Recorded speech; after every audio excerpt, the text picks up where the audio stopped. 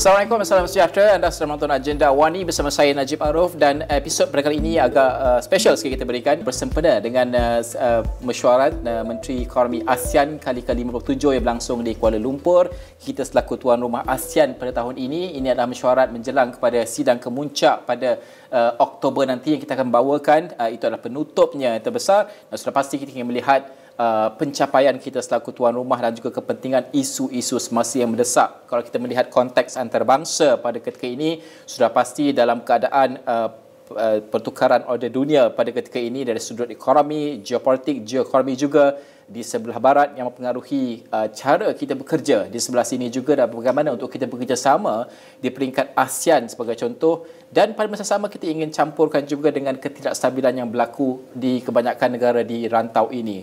Bagaimana untuk kita melihat bahawa kesediaan kita dari sudut ekonomi untuk menyediakan kelebihan kepada rakyat, kerana pada akhirnya ketidakstabilan ini asasnya adalah soal ekonomi, poket rakyat itu sendiri yang membawa kepada apa yang disifatkan ketidakadilan di kalangan rakyat negara-negara yang bergolak pada ketika ini. Bagaimana kita melihat ASEAN sebagai satu blok itu mampu menangani perkara ini dengan data-data ekonomi yang lebih menarik pada ketika ini. Saya berbesar hati, saya bersama dengan Menteri MITI sendiri, Tengku Datuk Seri Zafrul. Terima kasih Datuk Seri kerana bersama dengan Agenda Awani pada waktu ini.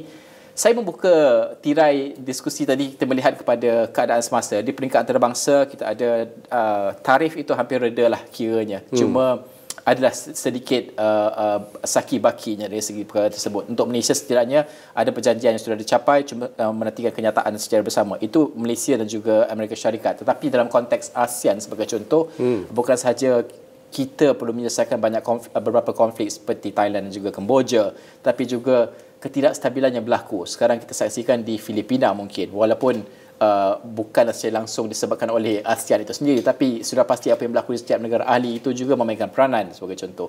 Tapi untuk mesyuarat Menteri Ekonomi ASEAN, ekonomi ini adalah satu perkara yang sangat penting kerana ini juga yang menjadi paksi asas kepada ketidakstabilan yang berlaku. Apa yang boleh dikongsikan jangkaan ataupun fokus kita untuk mesyuarat pada kali ini? Terima kasih Najib dan kerana sudi menerima ruang kepada saya. Mesyuarat ekonomi ASEAN ini akan bermula esok. Hari ini kita baru berbincang mengenai geoeconomics bersama-sama dengan senior officials di bawah ASEAN Geoeconomic Task Force. Pendapat saya, it's timely dari segi mesyuarat ini diadakan kerana keadaan ekonomi yang global yang juga tidak menentu dari segi tarif dan dari segi perdagangan. Dan isu utama saya rasa pada kali ini ialah bagaimana ada saling hubungan di antara ekonomi dan security. Ya. Kalau kita lihat pengumuman yang dibuat oleh Amerika Syarikat mengenai tarif, ia ada kena-mengena dengan security, economic security. Ya. Sama juga dengan China, ya, daripada segi rare earth dan sebagainya. Oleh itu, negara-negara ASEAN perlu prihatin dan bersedia. Kalau kita nak membincang mengenai isu-isu ekonomi, kita kena pastikan isu-isu ekonomi itu kena ada relevannya kepada isu security. Pada esoknya kita akan bincang mengenai geoekonomik dan pada masa yang sama apakah isu-isu yang perlu kita lakukan. Ada beberapa cadangan yang kita akan bentangkan, kita akan bincangkan besok. Ada yang telah selesai, yang akan diumumkan ataupun ditandatangani perjanjian itu semasa mesyuarat di bulan Oktober ni, dia sidang kemuncak nanti. Salah satunya ialah kita perlu meningkatkan perdagangan di antara ASEAN itu sendiri. So kita dah selesai rundingan ASEAN Trade Inclusive Agreement untuk menaik taraf. ASEAN Trade Agreement ini akan membantu meningkatkan lagi perdagangan di antara negara-negara ASEAN. This is a third version, 3.0. Pada masa yang sama dengan China, salah satu, in fact dia negara yang rakan dagang terbesar untuk ASEAN, dan ASEAN juga adalah rakan dagang terbesar untuk China sebenarnya. Ya. Dan kita akan naikkan taraf ASEAN-China FTA juga. Ini akan ditandatangani juga pada bulan 10 nanti. Satu lagi ialah mengenai bagaimana Malaysia memimpin ASEAN ini untuk memastikan manfaat ASEAN ini dirasa oleh rakyat dan PMKS. Salah satu instrumen ataupun salah satu cadangan yang kita masih lagi dalam rundingan dan insya-Allah akan selesai rundingan ini pada akhir tahun ini ialah Digital Economic Framework Agreement, DEFA. Ini akan melibatkan PMKS juga. terutamanya syarikat-syarikat kecil. Ya, kerana kalau dari segi registration of companies, ya, 98 to 99% of registered companies adalah PMKS di rantau ini. So itu adalah salah antara isu yang akan dibincangkan. Salah satu lagi isu ialah mengenai digital dan juga dari segi kelestarian, ya, the green economy dan sebagainya lah. Kalau kita melihat, nanti kita akan sentuh tentang FTA ASEAN China ini, sebab ini sangat menarik sekali, akan menjadi perhatian yang saya kira agak besar juga untuk persidangan pada kali ini. Tapi kita ingin melihat beberapa perkara yang disentuh oleh Datuk Seri sendiri, antaranya adalah soal PMKS. Ini adalah tulang belakang ekonomi bukan saja Malaysia, rantau ini juga, betul. Ini yang menyediakan peluang pekerjaan terbesar sekali dalam segi kek pembahagian ekonomi tersebut. Tema yang kita angkat, inclusivity dan juga sustainability, ini sangat berkait dengan PMKS sendiri. Dan juga bagaimana untuk kita melihat bahawa tema ini diangkat untuk segenap lapisan ekonomi tersebut, bukan saja PMKS tapi juga yang di peringkat atasan juga, kerana ada kesukaran yang mereka hadapi dari segi mungkin penembusan pasaran, kerana pada akhirnya ASEAN itu kerjasama harus menyaksikan perniagaan ini keluar daripada, tidak hanya menjadi jago kampung, keluar daripada zon selesa mereka. Kalau Malaysia, keluar daripada Malaysia ke rantau ASEAN, dan mungkin juga ke China, ke negara-negara lain yang mana ASEAN ada rakan dialog dan sebagainya. Bagaimana Datuk Seri melihat bahawa tema ini adalah memberi tumpuan kepada PMKS dan juga perniagaan semua negara, dan juga kita telah pun mengharmonikan aspek perundangan, aspek halangan bukan tarif yang mungkin wujud. Ya, memang selarilah dengan kita punya tema, iaitu keterangkuman dan juga kemampanan, ya, inclusivity and sustainability, kerana kita nak pastikan bila negara ataupun ASEAN itu sendiri merekodkan pertumbuhan ekonomi, semua dapat merasai pertumbuhan ekonomi. Limpahan itu dapat dirasai oleh seramai mungkin. Ya. Seramai mungkin ini mestilah melibatkan PMKS. Kalau tidak, syarikat-syarikat yang besar saja yang selalu dikatakan mendapat manfaat. Sebenarnya syarikat besar manfaat, limpahannya pun ada juga. Cuma kita kena beri lebih perhatian sekarang ini untuk memberikan ruang untuk syarikat-syarikat ini terlibat dalam sistem perdagangan antarabangsa. Salah satu caranya yang disebut tadi ialah untuk memastikan kita memberi sokongan bukan saja dari segi fiskal, iaitu memberi dana yang cukup, tetapi memberikan persediaan kepada mereka untuk ekspor. Nak masuk pasaran ini tak senang, ya. Memang nak jadi jago kampung, betul lah, memang senang. Tapi bila nak masuk pasaran lain, ia memerlukan sokongan daripada negara-negara ASEAN supaya non-tarif barrier ini, ya, kadang-kadang dari segi undang-undang, dari segi guideline, dari segi sekarang pun ada isu-isu pasal sustainability, ya. Itulah sebabnya salah satu priority economic deliverables kita ialah untuk memastikan kita ada ASEAN investment guideline, ya, yang selari untuk semua negara. Dan begitu juga dengan cara pembayaran, payment, kita ada QR code. Kita membincang mengenai cara pembayaran yang mudah untuk mereka membeli barangan daripada negara lain dalam ASEAN. DEFA tadi memang pentinglah, ya, Digital Economy Framework Agreement, kerana kita menjangkakan pada tahun 2030 hampir 2 atau 3 trilion US dollars perdagangan berbentuk digital. Dan digital ni memberikan peluang kepada PMKS, ya. Dan oleh itu lagi satu ialah Najib, kita kena memastikan yang juga syarikat daripada Malaysia, syarikat daripada negara-negara ASEAN yang lain faham mengenai risiko-risikonya juga. Ya. Adakah mereka bersedia untuk pembukaan ini? Kerana kita akan mendapat persaingan yang lebih hebat. Kadang-kadang barangan yang sama lebih murah daripada negara jiran kita. Kadang-kadang barangan kita lebih kompetitif daripada negara jiran kita. Adakah jiran kita juga bersedia? So di sini pentingnya ASEAN bekerjasama untuk memastikan tidak ada yang tertinggal. Yang mana yang perlu ditingkatkan, kita perlu tingkatkan dari segi sokongan fiskal ataupun bukan fiskal.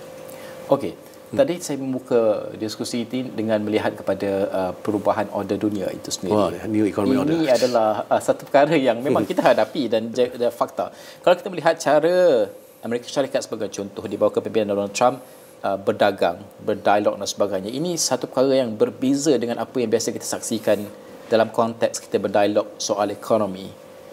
Ini juga menuntut ataupun meletakkan ASEAN sebagai contoh di satu persimpangan yang mungkin juga sukar untuk kita membuat keputusan, sebab kita perlu berubah dengan pantas dari segi berdepan dengan ketidaktentuan ini. Pada masa sama, kalau kita melihat blok lain mungkin mempunyai sifat pelindungan dan sebagainya, ASEAN kekal dengan keterbukaan tersebut kerana kita untuk berdagang kita perlu terbuka dan sebagainya. Bagaimana ini perubahan order tersebut diadaptasi oleh ASEAN dan bagaimana ini juga memberikan kesan kepada mungkin pelaburan kita, tahap daya saing ASEAN sendiri untuk menarik masuk pelaburan dan juga perdagangan sendiri? Ya, betul. Memang sukar, Najib, kerana pada masa ini kita dalam dunia yang baru dari segi ekonomi order. Ya, kerana perbincangan mengenai perdagangan ini dah berlainan dengan cara kita dah biasalah. Kalau kita lihat, salah satu kekuatan ASEAN ini, kita semua bersetuju dengan pendekatan yang sama. Kita percaya kepada prinsip neutrality dan juga centrality, dan di sini Mesyuarat Ekonomi ASEAN telah mengeluarkan pernyataan yang menunjukkan kita bersama dalam isu support the principles of multilateralism. Dan ini berjaya kerana Menteri-Menteri Ekonomi ASEAN akan berjumpa dengan Menteri-Menteri Ekonomi luar ASEAN, termasuklah Amerika Syarikat. Ya. USTR, Jabatan Negeri sendiri akan hadir. Ya. Ini memberi peluang kepada Malaysia dan juga kepada ASEAN untuk berbincang mengenai isu-isu yang relevan kepada ASEAN dan juga kepada negara kita lah. Kita pun ada bilateral pada masa yang sama. Dan kalau kita tak ada prinsip terbuka dan tidak ada prinsip yang kita nak engage, kita tidak akan dapat mendengar pendapat mereka juga, dan mereka juga tidak dapat mendengar pendapat kita ataupun kerisauan kita dan cadangan-cadangan kita. Ya. Dan oleh itu kita ada juga bersama China pun ada hadir di sini, Menteri Ekonomi China, Menteri Ekonomi UK, Australia, New Zealand, Korea, Jepun, India, semua ada di sini. Dan kita dapat bincang bukan saja bersama Amerika, dengan lain, dan mereka juga dapat bincang dengan kita untuk kebaikan ekonomi global. Kerana the worst case scenario ialah bila kita semua tak bercakap ataupun tak engage.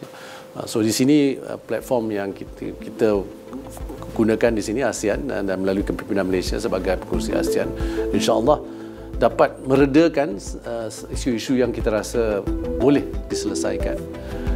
Tapi betul apa Raja kata, memang kita perlu melalui satu tempoh yang agak mencabar dalam dunia ekonomi pada masa ini. Saya nak tanya soalan yang mungkin panas sikit lah. Panas boleh. Apabila kita bercakap soal ASEAN dan juga China ni, sensitivity di kalangan rakyat itu berbeza. Kita bercakap soal RCEP terlebih dahulu. RCEP ini apabila mungkin ada ahli baru, Hong Kong saya difahamkan ada cadangan kan, untuk masukkan Hong Kong. Okey. Tapi RCEP ini kalau kita melihat bahawa inilah gerakan ASEAN sendiri. Tapi sekarang ini dilihat seolah-olah macam China yang lead the project. Bagaimana untuk mengubah persepsi ini bahawa ini adalah ASEAN punya usaha dan ini penting untuk ekonomi kita bergerak ke hadapan? Kalau kita lihat sejarah RCEP itu sendiri, ya, memang ini inisiatif negara-negara ASEAN. Kita berunding dengan China, dengan Jepun, dengan Korea, dengan Australia, dengan New Zealand. India pun termasuk juga pada masa itu, mula-mula berunding dengan RCEP. Sebelum ini India juga termasuk. India pada saat-saat terakhir tidak mahu masuk RCEP, tetapi yang lain masuk. Ya, lagi 5 negara. Yang 5 ini adalah rakan dialog ASEAN. Ya, kita pun ada FTA ASEAN dengan mereka. Jadi RCEP ini adalah penting kerana inilah salah satunya perjanjian perdagangan bebas yang melibatkan China dengan Korea dan Jepun juga. Dan oleh itu saya rasa penting kita teruskan, dan oleh itu Yang Berhormat Perdana Menteri sendiri telah membuat cadangan supaya kita ada mesyuarat RCEP peringkat ketua-ketua negara, ketua kerajaan akan dilakukan dalam bulan 10. Ini pertama kali sejak penubuhan RCEP. Ada yang risau, ya, seperti Raja katakan, ini mungkin di-hijack oleh setengah negara. Kerana mereka dilihat sebagai satu kuasa besar yang ada di RCEP. Dan yang lagi satu atau lagi 2 kuasa besar tidak ada di dalam RCEP. Jadi, it's natural. Ya, kalau kita lihat, kalau satu negara besar dalam satu multilateral platform, mereka akan mungkin menunjukkan satu balance yang tidak sama. Tapi pada masa yang sama, kita ada negara-negara lain, ya, bukan saja China, Jepun, Korea, Australia, New Zealand juga berada di sana. Yang penting ialah agenda itu. Jadi dalam perbincangan kita bersama dengan Menteri-Menteri Ekonomi ASEAN, kita akan memastikan perbincangan ini, agenda ini akan menunjukkan ini adalah isu perdagangan, isu about multilateralism, isu about fair trade, equal trade. Bukan isu untuk digunakan oleh satu atau dua negara untuk melawan negara lain, bukan melawan dari segi ekonomi lah. Ya. So kita kena pastikan. Jadi agenda itu penting. Jadi mesyuarat besok dan lusa ni akan mengutamatkan apakah agenda untuk pemimpin-pemimpin RCEP berbincang bulan 10 ini. Okey. Ini membawa soalan pada soalan seterusnya, iaitu tentang ASEAN-China FTA yang upgrade protokol dan sebagainya ni. Bagaimana untuk kita melihat bahawa satu ini adalah kepentingannya, dan juga apakah ini juga memberikan satu bentuk isyarat ke arah mana cenderungnya ASEAN itu? Sebab ini adalah gambaran ataupun bagaimana orang melihat FTA tersebut. Adakah kita cenderung ke China pada ketika ini atau bagaimana keadaannya? Ya. Kita cenderung kepada semua negara. Yang saya sebut neutrality, berkecuali ini adalah penting. Oleh itu ASEAN, kalau kita lihat pada bulan 4 ke bulan 5 yang lepas, kita ada ASEAN GCC China punya mesyuarat. Lepas tu kita umumkan ASEAN GCC Economic Cooperation, ya, dan pada masa yang sama negara-negara ASEAN juga banyak berbincang dengan EU untuk FTA masing-masing. Dan ASEAN sendiri ada berbuat perbincangan dengan negara Australia baru tamat, dengan New Zealand pun baru tamat FTA. Kita dah juga berbincang dengan mereka. Jadi saya berpendapat China ni upgrade 3.0 ni, kalau kita lihat apa yang di-upgradekan atau dinaik tarafkan ialah dari segi ekonomi ataupun sektor-sektor yang belum lagi covered termasuk, iaitu digital dan juga hijau. Kadang-kadang kita kena lihat pada fakta, apakah penaikan taraf itu ASEAN-China FTA itu melibatkan isu-isu lain selain daripada isu-isu perdagangan. Daripada China kita beralih kepada Amerika Syarikat tadi. Tadi sebutkan tentang wakil perdagangan. Amerika Syarikat akan hadir. Apa mungkin tumpuan yang diberikan? Kerana ada juga cakap-cakap yang mengatakan bahawa segala diskusi yang kita laksanakan bersama dengan trade representative daripada Amerika Syarikat ini, pada akhirnya apabila Donald Trump mengumumkan satu perkara, dia berubah dengan diskusi ataupun yang kita laksanakan antara wakil ini. Itu cabaran lah dalam soal dialog, soal diplomasi kedua negara dan blok sebagai contoh. Apa mungkin tumpuan yang akan diberikan bersama dengan wakil perdagangan Amerika Syarikat? Kena dua tumpuan lah, ya. Satu, perbincangan antara ASEAN dengan US, satu lagi perbincangan Malaysia dengan US, dan negara-negara ASEAN sendiri pun ada dengan US juga. Dan saya percaya rakan-rakan strategik, rakan-rakan dialog kita pun akan berbincang dengan US Trade Representative ini. Yang penting bagi ASEAN ialah kita kena pastikan, kerana Amerika Syarikat ni masih lagi rakan dagang utama. In fact, sebenarnya dia rakan dagang yang kedua terbesar untuk ASEAN. Dan US ini pun salah satu ekspor yang terbesar untuk ASEAN. Perbincangan ini adalah, saya rasa, mestilah mengenai bagaimana kita nak tingkatkan perdagangan antara ASEAN dan Amerika Syarikat, dan kita perlu memberi pencerahan bahawa ASEAN ini adalah partner, rakan dagang yang baik kepada Amerika Syarikat. Kalau kita boleh menunjukkan bahawa kita complement lah, each other, kita saling bantu-membantu, ini akan dapat meredakan kerisauan Amerika Syarikat mengenai isu-isu yang ada dibangkitkan oleh setengah pihak. So kita kena pastikan yang we are your partner lah, ya. Kita kena jualkan naratif yang sebenarnya, kerana banyak Amerika Syarikat di ASEAN ini, di Asia Tenggara ini adalah syarikat-syarikat Amerika Syarikat juga.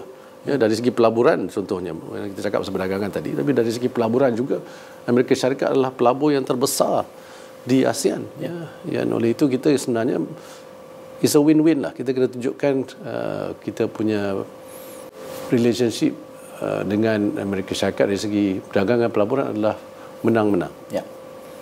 KPI. Yes. Ada beberapa KPI yang digariskan yang akan diumumkan dalam tempoh sepanjang mesyuarat pada kali ini.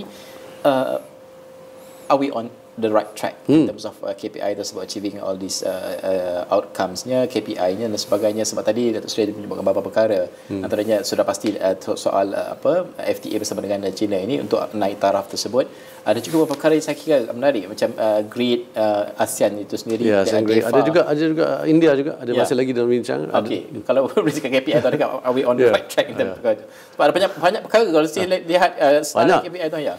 Kita dalam pilar ekonomi ini ada 18 KPI dia yang dipanggil Priority Economic Deliverables lah, kita punya PEDs ni. Dan dalam 18 ni ada yang kita dah umumkan yang sudah selesai. Satu ialah GCC ASEAN punya Economic Framework itu, cooperation sudah selesai dan dia umumkan. Ada dua kita umum tapi belum tanda tangan ni, iaitu ASEAN China dan juga ASEAN Trade and Goods Agreement. Dan kita juga ada beberapa lain yang kita akan selesaikan dalam mesyuarat ini, ya. Macam ASEAN Investment Guideline, ada beberapa lagi lah yang kita akan bincangkan, termasuklah ASEAN Power Grid yang disebut tadi, dan beberapa lagi dari segi pilar kewangan juga. Dan ada yang susah, yang sukar, kita nak selesaikan sebanyak mungkin. Substantially concluded pun satu KPI, setengah KPI itu bukan untuk habiskan tapi to conclude substantially, dan KPI kita sebenarnya sampai bulan Disember. Contohnya lah ya, ASEAN India punya Trade and Goods Agreement. Ada beberapa isu yang masih lagi belum boleh diselesaikan kerana ASEAN ni satu blok kan. So India senanglah di satu negara tapi kita ada 10 negara. Begitu juga dengan Digital Economic Framework Agreement DEFA ini, kerana ada beberapa negara dalam ASEAN yang merasakan mereka belum bersedia untuk membuka ekonomi mereka kepada digital economy, ya, ataupun kepada semua sektor dalam digital economy. So itu pun kita rasa akan substantially concluded. In short, ya, saya optimistik lah kita akan dapat meet our KPI. Kita on track lah. Ya, berbaki seminit ini harapan Datuk Seri sendiri untuk mesyuarat pada kali ini. Ya, harapan saya supaya kita dalam tema keterangkuman dan juga kemampanan ini, isu-isu keterangkuman dan kemampanan dapat kita selesaikan, dapat kita persetujui yang dibawa kepada pemimpin-pemimpin kita dalam mesyuarat kemuncak ASEAN nanti. Okey. Terima kasih Datuk Seri kerana bersama dengan Encik Wan ni, walaupun busy untuk mesyuarat pada kali ini sebab Datuk Seri adalah ketuanya, tuan rumah lah kiranya untuk mesyuarat Menteri Ekonomi ke-57 ini. InsyaAllah kita akan bawakan perkembangan lanjut soal mesyuarat ini dan juga leading up kepada sidang kemuncak ASEAN Malaysia selaku tuan rumah pada akhir Oktober nanti, dan sudah pasti kita juga ingin mencapai kejayaan yang lebih besar dari segi kita menjadi tuan rumah sebelum kita menyerahkan kepengerusian ini kepada negara seterusnya, dan juga kita ingin melihat juga cabaran-cabaran yang kita hadapi pada masa kini setidaknya dapat kita selesaikan selaku pengerusi ASEAN sendiri untuk tahun 2025. Sekian saja Encik Wan untuk jam ini. Saya Najib Arif. Assalamualaikum warahmatullahi wabarakatuh.